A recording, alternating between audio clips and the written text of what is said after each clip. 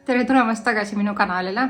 Seekordne video on minu sünnitusvideo. Ma räägin ja näitan siis klippe, mis ma tegin enda sünnitusest ja ma mõtlesin, et kuna need klipid võib-olla ei selgita nii hästi kõike, mis toimus, siis nüüd tagantjärgi ma räägin juurde kõigest sellest, mis toimus.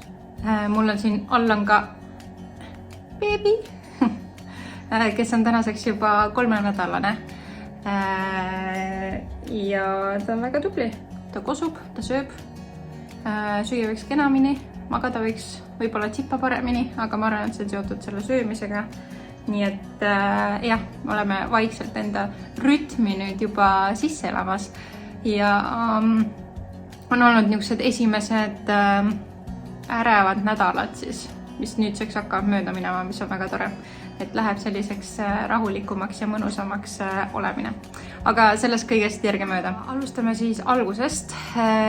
Mul oli siis plaaniline keiser, ehk siis kes mäletab, siis ma mitu korda rääkisin sellest, et ma ei tea, mida teha ja lõpuks ma siis valisin ja nii palju, kui ma sain valida ja otsustada, siis et ma soovin keisrit.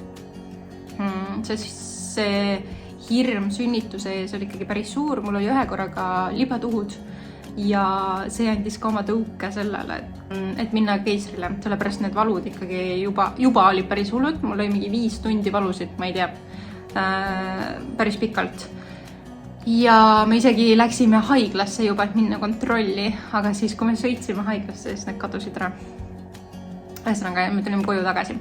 Aga veel, mis mind pigem suunas sinna keisri poole, oli see, et ma leidsin sellise grupi nagu Keisriemmed Facebookist.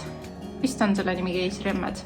Ja seal on väga palju naisi koos, kes on siis läbi elanud või teinud keisrit, keisersünnitust ja seda 1-2 või väga mitmel korral. Ja ma lugesin sealt väga palju postitusi, väga palju postitusi. Ja ma vaatasin, et see olukord, mis minul siis oli eelmine kord emakakaela mitte avamine, võib korduda. Ja väga mitmel naisel see ka kordus, ehk siis see on suur tõenäosus oli sellel, et läheb ka sel korral erakorraliseks keisriks. Niisiis ma otsustasin, et ma ei võtta üldse seda riski, et minna erakorralisele ja et ma siis valutan enne ja siis lähen ikka erakorralisele, et seda ma pigem ei tahtnud, et jätame siis selle valude osa sealt vahele ja ma lähen kohe keisrile ja nii ma tegingi siis, leppisime kokku. Muidugi, kui naistarst andis need paberid ja seal olid kõik need riskid kirjas, mis võib juhtuda keisri ajal, siis see oli suht hirmuäratav. Ma rääkisin ka mitme naistearstiga ja enda siis selle raseduskriisi nõustajaga sellest ja ämmaemandaga samuti. Ja selles mõttes, et suht hirmuäratav on, sulle antakse mingi 10 erinevat riski, mis võib siis juhtuda keisri ajal. Aga tõdesin ka seda, et ega loomulikul sünnitusel on samamoodi riskid, aga keegi ei anna sulle sellise paberit kätte, et näed, sellised on riskid, et kas sa oled ikka kindel ja kinnitad selle allkirjaga, et sa lähed sünnitama. Et selles mõttes, et ma sain aru, aga ikkagi nagu lõi põlved veits värisema. Igal juhul otsus sai tehtud. Ma ei teadnud, kas on õige või vale, aga ühesõnaga otsustasin, et lähme keisrile. Niisiis, mulle anti valida 3 kuupäeva ja kuna mu esimese lapse sünnipäev on suhteliselt samas kandis, ma valisin sellise kuupäeva, mis on nii kaugel kui võimalik minu esimese lapse sünnipäevast. Ehk siis neile jäi väike nukene päevade vahe sinna ikkagi 2 sünnipäeva vahele. Kui oli siis kuupäev kohal, siis ma arvasin, et ma ei maga üldse enne seda kuupäeva, kui ma pidin haiglasse minema, aga üllatavalt ma isegi magasin päris hästi. Ma ei magama, ma isegi ärganud kordagi üles, hommikul ärkasin üles, ma olin suhteliselt rahulik ja pidin siis 7:30 olema haiglas. Tere hommikust! Käes on aeg!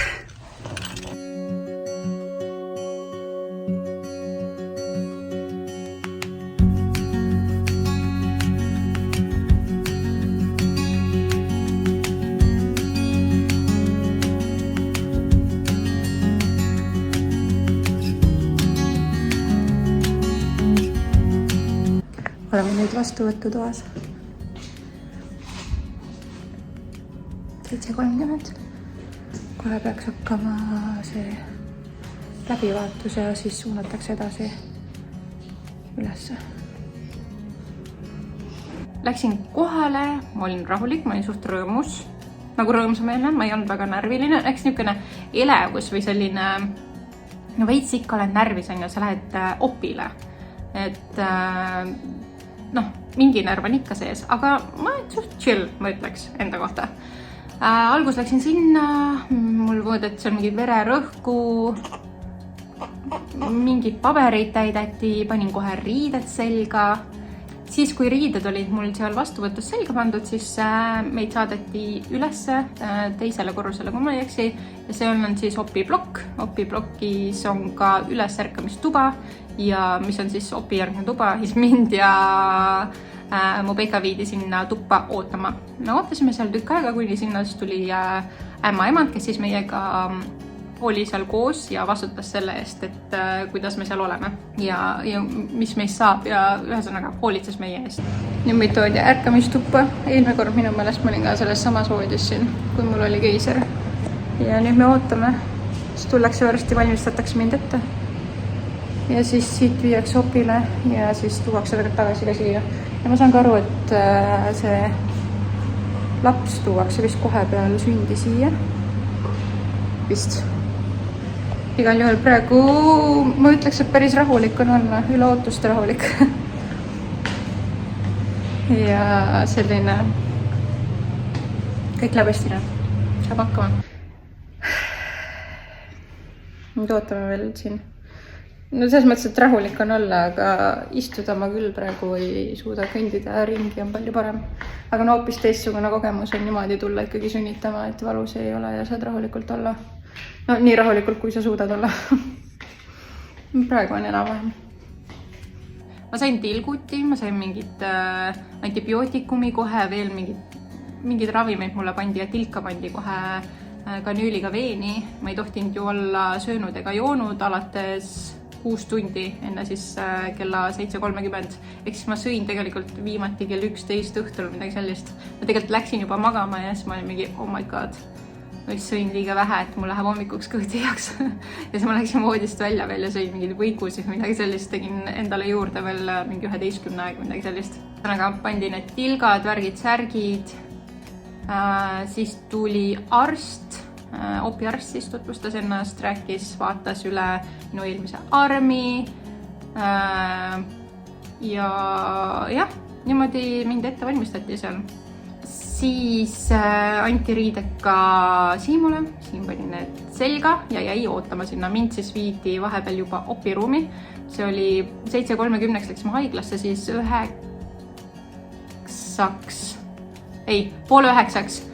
viidi mind opiruumi ja opiruumis hakati samamoodi ette valmistama. Mind siis. Läksin lauale, viskasin sinna pikali, vaatasin ringi, ega see opiruum veits nagu jällegi võttis põlved nõrgaks. Mul oli küll meeles see ruum, nagu mul oli esimene keiser täpselt samas ruumis ja nagu tõesti nagu flashbackid jooksid silme eest läbi. Aga siis vaatasin seal ringi, värki, väga ilus ilm oli, päike paistis, seal oli päris palju seda tiimi arste, õdesi ja assistente, kes siis nagu seal toimetasid koha peal. Siis kui see algas operatsioon, äkki oli 6-8 inimest selles ruumis, selles mõttes, et päris palju. Ja see kõik lisas nagu juurde sellist tõsisust asjale. Opil, ma ütleks, kõige rängem asi tegelikult minu jaoks oli ikkagi selle seljasüsti tegemine. Sa võtad ennast on ja seal konksu, nii nagu selliseks C-kujuks, kui sa saad, põlved endale käte vahele, aga noh, suur kõht on ka, et niiseks väga ümaraks ennast teha ei saanud, aga jah, siis hakati seda süsti selga tegema. Algus tehti siis tuimestus süst selga, enne kui hakati siis seda päris seljasüsti tegema. Süst tehti ära, see oli okei, aga siis hakati tegema seljasüsti. Ja seljasüsti, ma ei tea, kas ta ei saanud täpselt sinna nende lülide vahele. Igal juhul 2 korda, ta ütles, et ole rahulik, on ju, ära liiguta väga ennast või üldse, kui võimalik. Aga 2 korda ta pani mulle vastu närvi ja see närv oli vist kuidagi niisugune vasaku poole ja jalanärv, ehk siis nõelaga vastu närvi, see on nagu selline tunne, et see on nagu elektrišokk jookseb läbi keha, ehk siis täiega võpatad, on ju, nii valus on, tunned, kuidas see läheb nagu ülevalt kehast jookseb alla jalga välja. Ja siis ma muidugi vabandust, et ma liigutasin ja rääkisin sellele kogu aeg nende arstidega juttu. Nad olid väga toredad, ütlesid, et ei ole midagi, et see oli nagu šokk, on ju, et aru saada, et proovime uuesti ja siis ühesõnaga tehti uuesti, veel ühe korra sain sellise litaka ja siis 3. korral vist hakkas see nagu mõjuma ja saadi paika ja siis jah, siis hakkasid tuimaks minema. Ühesõnaga, vasak jalg läks väga nagu kiirelt tuimaks, ma ei tea, kuidagi sinna mõjus see väga hästi, parem läks rahulikumalt ja üks hetk siis lebasin seal laual ja mõtlesin, et oh my god, ma ei saa enda jalgu liigutada. Et see oli niisugune teine mõte, mis nagu võits hirmutas. See mõttes, et sa oled nagu, mõtled enda peas, mis muidu on, et annad käskluse, et liiguta enda varbaid. Mitte midagi ei toimu. Ühesõnaga, siis ma nagu selle mõtte viskasin kohe peast välja, et okei, Maria, ära sellele mõtle, et see nagu lisab sulle lihtsalt rohkem stressi, on ju. Ühesõnaga, see oli selline kõige, ma ei tea, hullem võib-olla selle opi juures. Aga kui see sai tehtud, siis valmistati mind edasi, pandi katte ette, et ma ei näe midagi, on ju. Kõhust allapoole ma ei näe mitte midagi. Kate pannakse ette, kõik valmistatakse, pestakse puhtaks, mingi ainega tehti üle, et sa oled üleni kollane kõhult ja jalgadelt. Kateeter pandi ka, seda ei tundnud mitte midagi. Ja siis arstid juba seisid selle laua nagu kõrval, olid nagu valmis, kõik on nagu steriilne, riided seljas, kõik. Ja ma vaatan, et okei, aga Siimu ikka ei ole seal, et millal tema tuuakse. Siis ma küsisin ka, et kas ikka lapse isa tuuakse ka siia ruumi või saab ta ikka tulla. Ja siis mind rahustati seal, et ja, et tuuakse viimasena, kõik pannakse sinna valmis, siis kutsutakse isa sisse. Ja nii oligi. Kõik oli valmis, siis kutsuti isa. Siim tuli niimoodi, ei vaadanud laua poolegi, ma arvan. Tuli siia minu pea juurde, ma olin seal pikali ja siis rääkisime juttu. Natukene aega siis, nii kaua kui nüüd seal sai olla, arstid ütlesid alustame ja hakkasid pihta. Ja sellest hetkest, kui nad ütlesid alustame ja hakkame pihta, kuskil 7 minutit maks. Ja 7 minutit läks aega, kuni nad siis võtsid lapse kõhust välja. Ja beebi kohe nutis seal kõva häälega. See on hea märk. Et siis beebiga minu silmis ju kõrvus on juba on nagu hästi, et ta teeb häält. Siis ta toodi korraks minu juurde, näidati mulle teda, ma sain korraks musi talle teha ja juba ta viidigi minema lastearstile, siis ma ei tea, kontrolli seal siis mõõdeti, kaaluti ja tehti kõik muud asjad temaga ära ja isa läks siis kaasa lapsega. Mina jäin siis opiruumi, selles mõttes, et see oli natukene kurb koht, et mulle meeldis see, et ma sain Siimuga rääkida, et kui ma olin selle laua peal, et see nagu veits nagu maandas minu pinget, et ta oli seal, ma mingi räägin taga juttu, ja näed, ei tea, mis nad teevad ja nii edasi, et mul oli see nagu viis veits mõtet mujal, ja see, et sul tugiisik on kõrval ka, et ta ikkagi nagu tõesti pakub tuge vaimses mõttes. Aga mul oli ka hea meel, et ta läks kohe siis lapsega, sellepärast, et siis kui kaaluti ja mõõdeti laps ära, siis ta ikkagi sai selle lapse endale kohe rinnale, said nahk-naha kontakti teha ja nii kaua siis oodata mind seal, et ma tulin kuskil 40 minuti pärast siis sinna ruumi, et nii kaua nemad said kahekesi olla, mis on tore. Jah, kui laps võeti välja, siis kuskil 40 minutit veel, siis oli seda aega, kui pandi kõike tagasi kokku. Ja see on lihtsalt niisugune ootamine.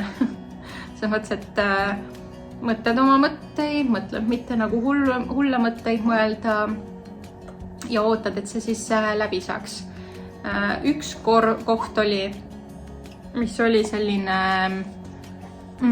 ebameeldiv, ma sain aru, et see ongi vist nüüd ebameeldiv koht, et mul hakkas kehv olla.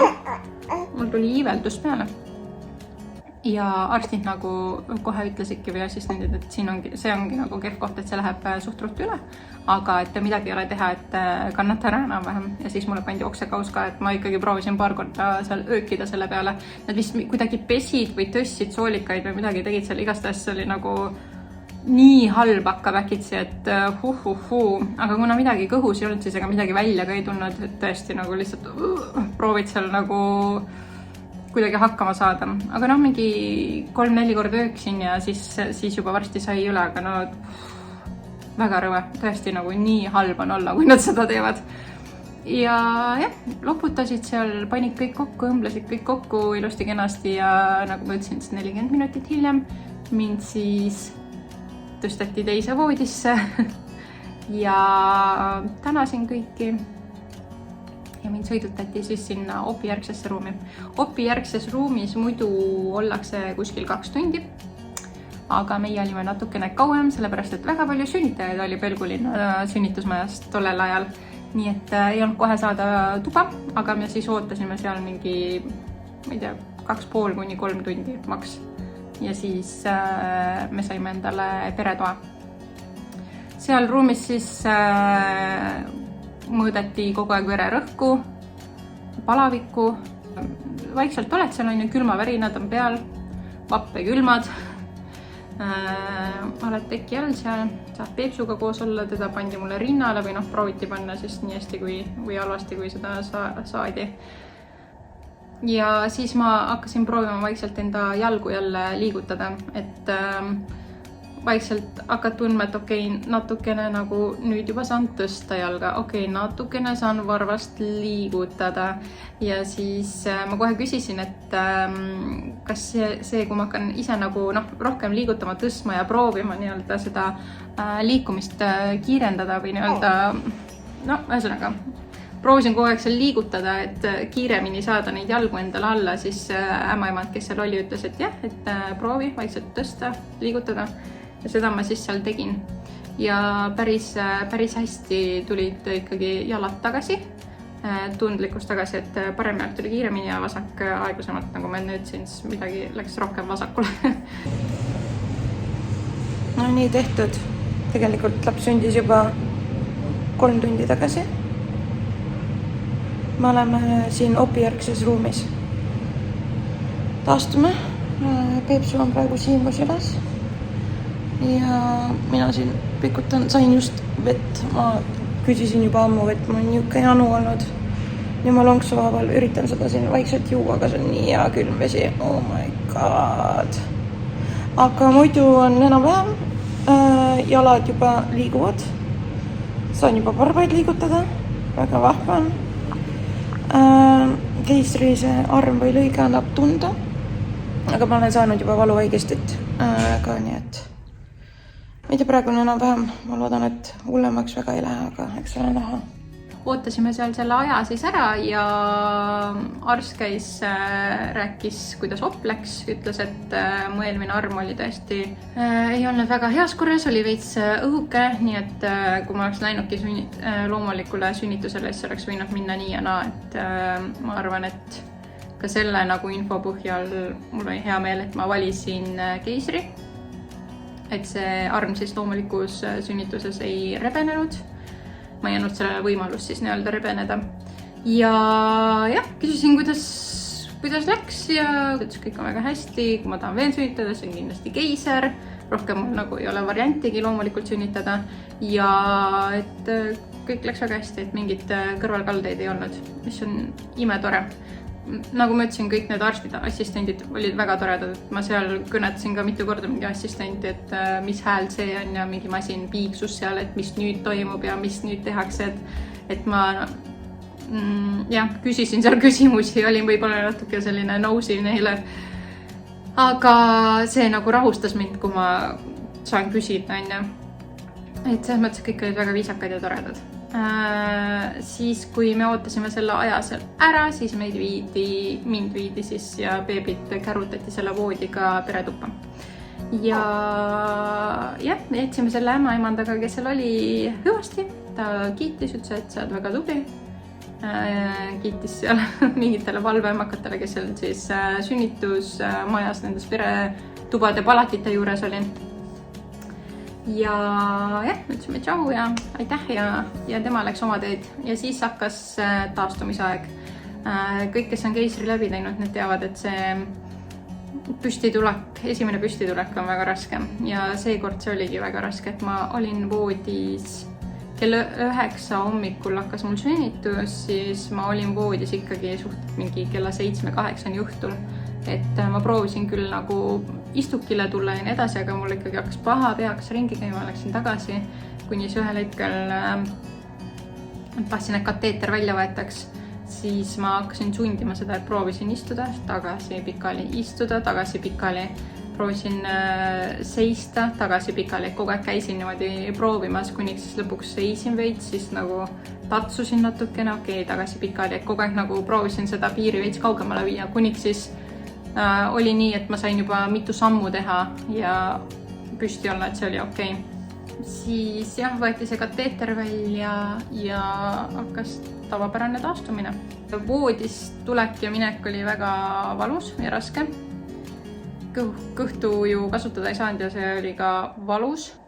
Aga see hakkas ikkagi iga päevaga aina paremaks minema. Et haiglas kokku me olime 2 päeva. Esmaspäeval oli sünnitus ja kolmapäeval me saime juba koju. No nii on möödunud 2 päeva haiglas ja me saame koju. Siim läks just asju ära viima autosse ja mina siin ootan veel teda. Ma näitan teile tuba käes kiirelt. Nii, tuba on mega sassis, sest me oleme siin nüüd elanud. See on mingi kanderaam, hommikumantel, mis sai. Mina olin siinpool. Selline voodi, mingi kapivärk on vist, ma ei ole vaadanud. Beebi tudib siin. Ja siis siin on see köögiosa nii-öelda külmkapp, prügikast ja ma ei tea, kas seal on veel mingi kapp, ei tea, ei ole vaadanud. Beebikaal, mähkimisalus, kraanikaus ja siin siis sai süüa. Meil on mingi hommikusöök, õhtusöök siin, mida me ei söönudki. Ja prügi, mida me voltisime, ei hakka kahjuksi nätusti. Ja siis siin on turvahall ja siinpool on ka mingi garderoobkapp ja voodi. Väga mugav voodi ei olnud, kõige kehvem ongi see, et siin on madratsite vahel on vahe ja need madratsid kogu aeg vajuvad laiali. Ja kogu aeg peab kokku neid tõstma. Aga muidu niisugused lappe ja ma ei ole siin midagi teinud ega ette valmistanud endaga. Olen nii, nagu ma olen, nagu ma siin maganud ja ärganud olen. Aga tore on see, et saime suht ruttu, lubati meid koju. Nüüd me teemegi siin paar pilti veel Polaroidiga ja niisama. Ja siis lähme teeme nendest täppidest ka pilti, kus siis need beebid on peal, kes on sündinud. Et Hugoga ma seda täpipilti ei teinud. Nii et lähme koju, vaatame, mis kodus saama hakkab. Ja ma ütleks, et mul see taastumine on ikka mega kiire olnud. Ja tõesti, võrreldes eelmise keisriga öö ja päev. Eelmisel keisr oli siis erakorraline ja sinna ette oli ka siis pikk sünnitustegevus, mis mul oli. Et see ikkagi andis oma põntsu täiega. Mul ei täiega paha olla, kui ma koju sain eelmine kord. Ja taastumine oli pikk, kuskil 1,5 nädalat või 2 nädalat ma ikkagi olin täiesti autis.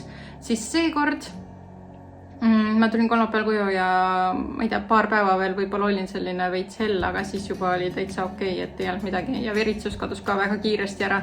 Ühesõnaga väga hästi oli see taastumine seekord. Aga haiglas siis esimesel päeval kohe, kui oli sünnitus, saime perepalatisse, siis helistasime Hugole. Hugo oli väga õnnelik ja kohe, kui ta siis lasteaiast tuli, siis nad tulid ka tegelikult muega meile haiglasse külla. Ja see oli väga tore. Hugole väga meeldib ta õde ja meeldis seal külas olla, nii et nad olid suht terve külastusaja meil külas. Ja see oli väga tore. ja jah, siis me seal kulgesime vaikselt, nägin vaeva selle imetamisega. Laps võttis päris palju kaalust alla, kokku on vist kaalukaotus tal 11%, mis on päris palju. Et kui me saime haiglas koju, siis tegelikult ma suht kohe läksin imetamisnõustaja juurde ja käisin seal 3 korda, kui ma ei eksi, et saada seda paremaks ja paika, aga lõpuks ikkagi kuidagi, selles mõttes, et ma sain sealt abi veits võttele, mis oli väga tore. Sain veits tuge sealt, mis oli ka väga tore. Sellepärast oli ikkagi vaimselt päris raske vaadata, et lapsel kaal ei tõuse. Me võtsime kohe kaaluga, sest ma teadsin juba Ugo korrast, et me tahame kaaluda, kuna kaalulangus oli nii suur. Siis tahtsime kindlad olla, et tal ikkagi kaal tõuseb. Ja kaalusin ja vaatasin, et okei, et ei lähe see nii hästi. Tundub, et laps ei saa piisavalt süüa ja siis hakkasime lisa andma ja käisin imetamisnõustaja juures. Tänaseks siis oleme saanud sünnikaalu kätte, tegelikult me oleme sellest ka üle nüüd juba täna, mis on väga tore, sest et nagu ma ütlesin, see tekitas mega stressi mulle ja tõesti väga raske on olnud selle tundega ja olukorraga hakkama saada, et lapsel on kõht tühi ja ei võta kaalust juurde. Et üks imetamisnõustaja tegelikult ka ütles, et no okei, vaatame veel, et ma praegu teid haiglasse ei hakka saatma. Et see lause läks mulle nii hinge kuidagi, et lõi täiega rivist välja. Et mis mõttes, et ma ei taha haiglasse lapsega minna ja kuidas niimoodi, et söömise pärast nad tahavad meid haiglasse panna. Ja andsime rohkem lisa ja nii hakkas see kaal siis tõusma. Nüüd on järgmine teema muidugi see, et kuidas sellest lisast siis hakata jälle allapoole tulema, et rohkem rinda anda. Samas, et see kaal ikkagi tõuseks kogu aeg. Panin vahepeal lapse pesasse magama ja ma käisin ka raseduskriisi nõustaja juures. Kohe raseduse lõpus küsisin ka, et kuidas nagu edasi on ja ta ise ütles ka, et teeme peale sünnitust telefonivisiidi. Ja kui ta siis helistas mulle ja ma rääkisin ja ma ikkagi nagu häälest olin suhteliselt niukene hõredakene ja rääkisin sellest toitmise asjast ja kõigest sellest, siis ta ütles, et kui tule ikka visiidile, et räägime need asjad selgeks. Ja siis ma käisin ja sellest oli väga suur abi, et ta ütles, et ära piine ennast, viskas see kaal aknast välja enam-vähem, no mitte päris nii, aga enam-vähem, et kaalud tõusevadki erinevalt ja küllap see kaal ikkagi hakkab tõusma, et ole rahulikum. Jah, ühesõnaga väga aitas, nii et kõik, kellel ikkagi on mingid mõtteid ja muresid, ma megalt soovitan raseduskriisi nõustajat. Mina käisin Medicumis Elina Piirimäe juures ja ma tõesti väga soovitan, on olnud mega abiks. Ja teine asi, soovitan imetamisnõustamist ka. Minule meeldis väga käia Järvel, jään nime võlgu, vist oli keegi Kärt ämmaemand seal, aga oli tore, väga tore inimene. Ja siis teised korrad käisin ITK-s olid erinevad ämmaemandad. Nendega oli ka niisugune naljakas lugu, et ma panin, mulle pandi siis sealt Järvelt ITK-sse aeg, sellepärast, et Järvel ei olnud aegu, ei saadnud mind rohkem vastu võtta, aga nad tahtsid mind tagasi kutsuda. Ja nad panid mulle aja ja kui mul hakkas see päev siis kohale jõudma, siis ma vaatasin, mis ämmaemand see siis on, sest et ma alati vaatan arstide reitingut, mingi tervisetrend või mingi niuke leht on ja vaatasin, et seal mingi 2, midagi on selle ämmaemanda reiting. Ja suhteliselt halvad tagasiside, kuidas ta nagu mõnitab, halvustab ja nii edasi. Ja siis ma mõtlesin, oh my god, ma olen nii hapras seisus selle teemaga, et kuidas ma lähen sinna. Aga selles mõttes, et see teadmine ikkagi andis nii palju juurde, et ma teadsin nagu, et mida võib olla oodata siis. Ehk siis ma olin valmis, et kui ta hakkab midagi ütlema, siis ma ütlen, et stopp, see ei sobi mulle, ma lähen ära. Aga peale mingi ühe asja, kus ta nagu veits surus mu mingid pead, oli okei, et selles mõttes muidu ta oli nagu normaalne või viisakas ämmaemand, siis ütleme nii. Et siis need tagasisided hirmutasid mind rohkem ära, kui oli asi väärt. Aga jaa, keiser üleüldiselt oli 90, kui mitte 10, kõik läks väga hästi, üldse see haigla kogemus Pelgu arstid, ämmaemandad, assistendid, kõik väga toredad, tõeliselt 5+. Väga meeldis. Enne kui me hakkasime ära tulema, siis käis ka füsioterapeut läbi, andis mingeid soovitusi, kuidas siis, ma ei tea, teha mingeid harjutusi, mida teha, mida mitte teha ja nii edasi. Siis oligi aeg maksta enda arve ära ja käisime ka selle tahvli juurest läbi, kus siis on näha, palju on lapsi sündinud, poisse ja tüdrukud, tegime seal pilti ja ka see toimus sünnitusosakonnas. See tahvel oli sünnitusosakonnas. Nii siis me läksime sinna, me olime mingi, kas me tohime siia tulla, aga need, kes seal olid, need valveämmakad, need on mingi, muidugi tulge, te peategi tulema, tulge tehke pilti. Siis läksime sinna ja samal ajal, kui me tegime pilti, siis seal olid palatite uksed olid lahti ja siis kuuled, kuidas mingi ämmaemand räägib kellega, jaa, pressi. Oh my god, me Siimu vaatasime üksteisele otsa, lähme ruttu ära. Nii hirmus oli kuulata seda, et siis mõtlesin küll, et jumal tänatud, et ma ei pea seda läbi tegema, et aga jah, siis läksime autosse ja sõitsime koju ja hakkasime siin seda kodust elu elama, milles ma juba rääkisin, et põhirõhk oli siis toitmisel. Selline see sünnituskogemus mul üldjoontes oli. Ma arvan, et kõik läks hästi, kõik läks nii, nagu minema pidi. Ma olen väga rahul sellega, kuidas see läks. Soovitan pelgulinat väga. Söögid ei ole head, arvestage sellega, kaasa peab oma sööki võtma või siis tellima, meie enamasti tellisime ja Siim käis ka poes, tõi igast jogurteid ja asju, mida sai siis külmikusse panna. Aga see haiglatoit nagu, ma midagi proovisin seal süüa mõnikord, mingi putru proovisin süüa ja mingit seda suppi, mis oli siis opijärgne mingi puljung või midagi sellist, seda ma sõin ka. Aga üldjoontes ei kannata väga süüa ega kriitikat.